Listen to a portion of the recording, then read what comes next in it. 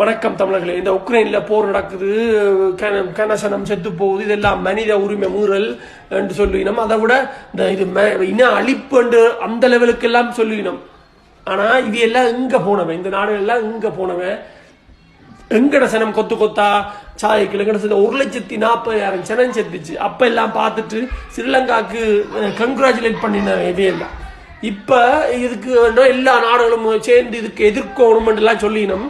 இந்த இதே உக்ரைன் தான் எங்கட தமிழ் சனம் சாவுகிறதுக்கும் காரணமா இருந்தது. இது பல தமிழர்களுக்கு தெரியுமா தெரியல.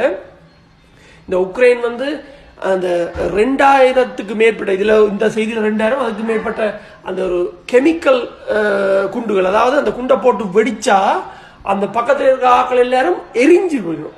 அப்படி ஒரு மிக கொடூரமான குண்டுகள். அந்த குண்டுகள் எல்லாம் அதெல்லாம் விற்கக்கூடாது. உண்மையிலே அதெல்லாம் ஒரு சிவிலியனுக்கு மேல அப்படி எல்லாம் போனதுன்னா கூடாது. அப்படி கொத்து கொத்தா சாரத்துக்கு எரிஞ்சு முகம் கூட தெரியாத அளவுக்கு எரிஞ்சு போயிடும்.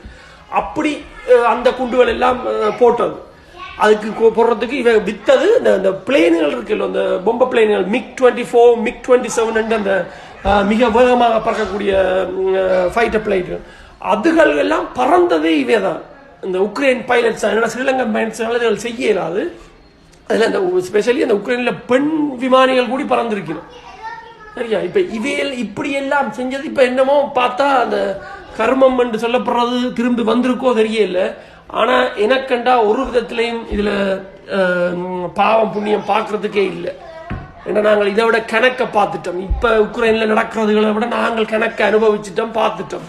இது உக்ரைன்ல நடக்கிறது கொஞ்சம் ஜனம். நாங்கள் 1,40,000 பேரை காவு கொடுத்துட்டு இருக்கிறோம்.